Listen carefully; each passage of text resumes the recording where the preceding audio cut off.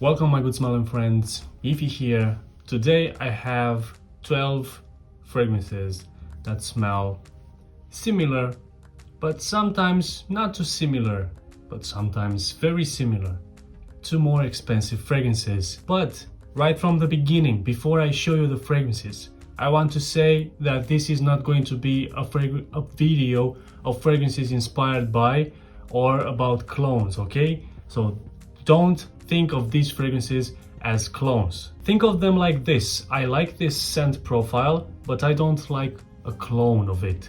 I want something that smells similar, but has something on its own. I want something in the same genre, in the same category, but I don't want that exact smell. And also, I want to pay less than that fragrance costs. Now that we cleared that out, let's begin. Okay, the first fragrance I want to show you is by Mercedes-Benz from their VIP club. This is Addictive Oriental in collaboration with Alberto Morillas. Now this is an oriental spicy fragrance and I associate this smell with Viktor & Rolf Antidote, a long discontinued fragrance, now very expensive. That one is more heavy on the incense and more woodsy and has this soapy feel in the dry down. This one is more spicier, also has a slightly soapiness to it, but definitely more spicier. I believe that if you like that scent, give this one a try, you might like it. But be quick on this because I believe this one is also getting discontinued because the signs are showing that it's becoming more and more rare. The next fragrance is this one, which you probably all know by now, Nautica Voyage. This one, such a unique aquatic summer scent. I'm saying summer because it's a blue aquatic fragrance, but this could be worn all year round because it's still strong and has this prominent apple sweetness. Nautica Voyage smells similar to a more expensive fragrance and you're probably wondering yourself, what fragrance smells similar to this one? Actually, this one was released before, so it's more accurate to say that the other one smells more similar to this one, and I'm talking about Aqua de Loewe L from the house of Loewe, the Spanish house. If you haven't smelled Aqua de Loewe L yet, this is better blended than Nautica Voyage. It doesn't have that prominent apple in your face apple like this one has. This is even stronger than Nautica Voyage and it has an overall better quality to it. So if you like what you heard and you want to try something that smells similar to Nautica Voyage but a bit more expensive, not by much, but with even a better performance and a better quality, Aqua de Loewe L is the one to try. But if you never smelled Nautica Voyage and you have smelled this one, which I doubt you did, try Nautica Voyage. It smells very similar to this one and it's cheaper and also very long lasting and projects very well. The next fragrance is one that for many years has been considered a Creed Millésime Imperial clone, but nowadays when we have so many companies that are producing so accurate clones, fragrances that are so similar in the range of 90 to 95% similar to the more popular and more expensive fragrances, I don't see this one as a clone or a fragrance inspired by, and even back then it's still different. It has its own thing. This is Christian Audigier and Ed Hardy's Love and Luck. Okay, so this fragrance had its hype back in the days.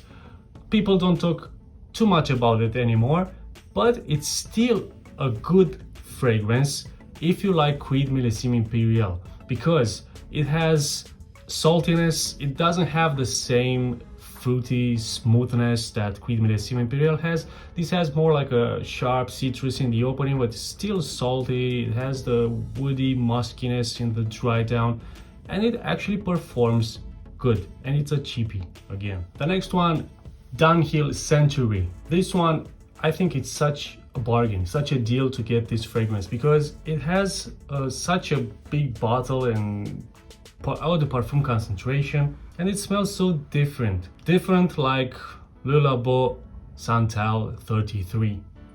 And while that fragrance maintains its niche quality and very niche like smell, and it's more hard to wear than this one, this is creating a designer like smell extracted from that scent profile.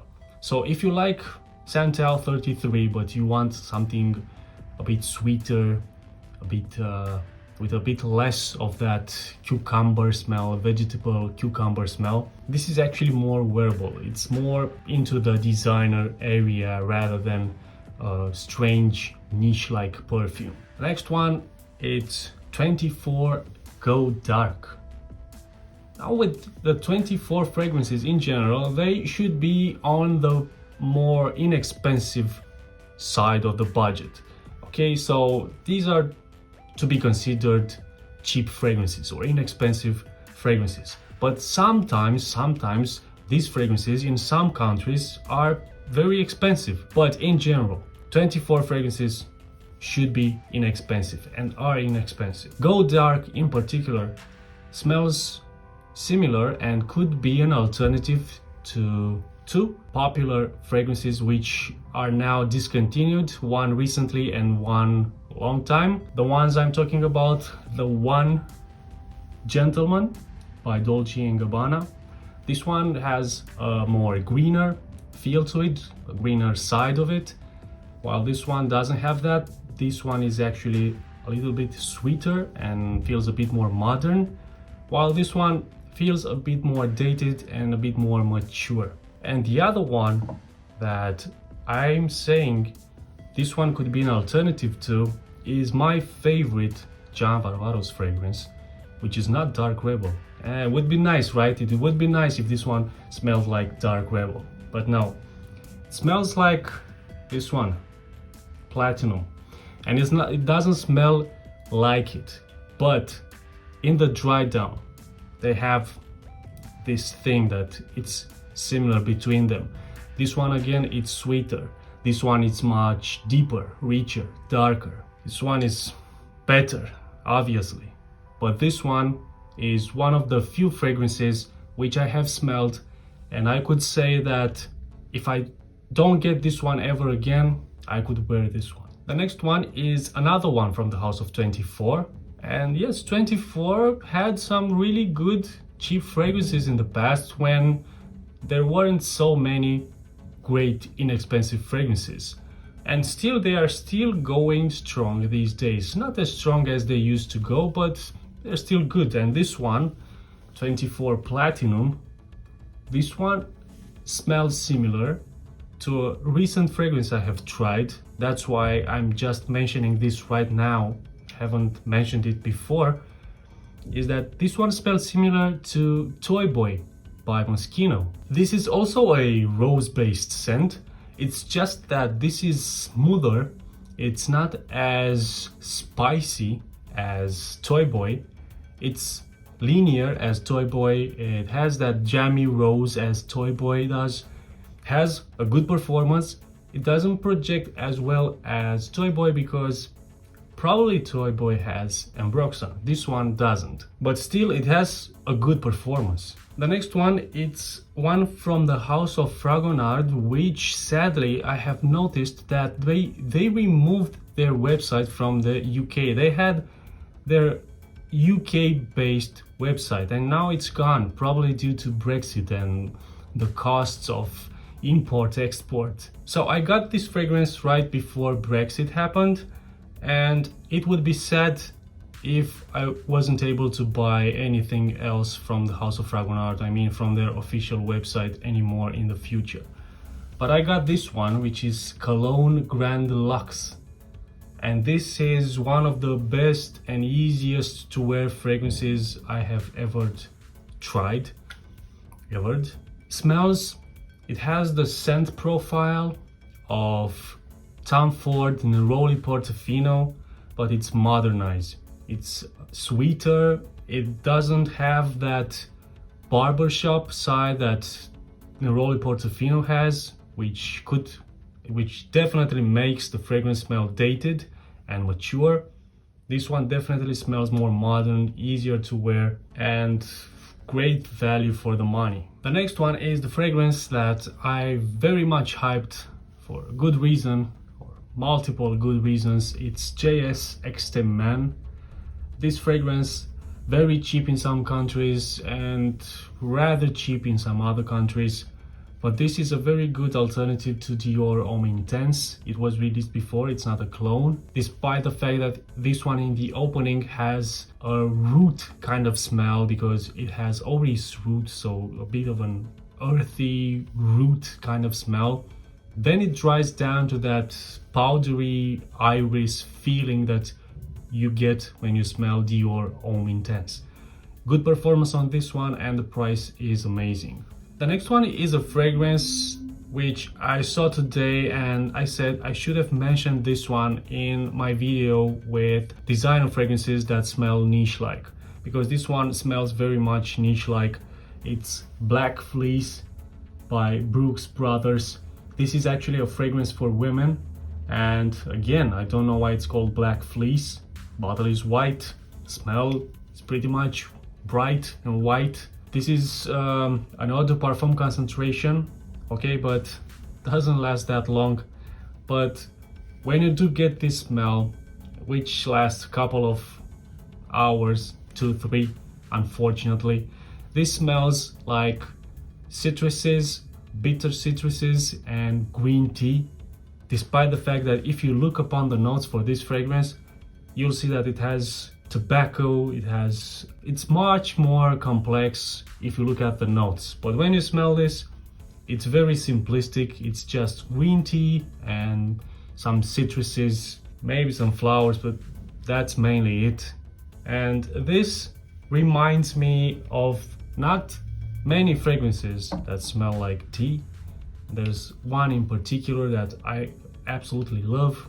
It's Timbuktu by L'Artisan Parfumeur. This one definitely much more complex, has much more depth, it has better projection, longevity, better performance overall. And this one, it feels like it has no base, it feels like it has just the top notes and middle notes, but it does have that green tea kind of smell, which I found in Timbuktu. This one again, probably discontinued, but it's still available here and there at a low price. Okay, 2 more fragrances to go. The next one is Mancera Cedrat Boise. This one doesn't need any introduction. This one, before there were so many Aventus clones, this was considered to be an Aventus clone, but now if you smell this and if you smell Aventus or the Aventus clones, you will see a big difference. This is sweeter, definitely has more cedar wood in it. It's so different now that we have so many Aventus clones. I mean, you put those near to this one, you smell them side by side, you will see the difference. And you can definitely own this and Creed Aventus. They are relevant, both of them. So this is definitely an alternative and it's different, but it does smell like Creed Aventus. Also, I'm aware that this fragrance could have been through some reformulations, because I've seen a lot of people complain about the performance on this one. This used to be like a beast mode fragrance. I still get a very good performance from my batch, which I bought 2 years ago. I'm not aware of how this one performs now, but this one, which I bought 2 years ago, still performs very good. And the last one, guys, is one from Aqua di Parma, which is an alternative to Tuscan Leather by Tom Ford. It comes in 180 ml size like this one, and the fragrance is called Leather. So definitely both are leather-based fragrances, and they are similar. The Tom Ford one, I feel like it's a bit brighter, a bit more fruitier with that raspberry. This one, darker, more amped up leather. Many people, not most people, but many people would prefer this one instead of Tuscan Leather.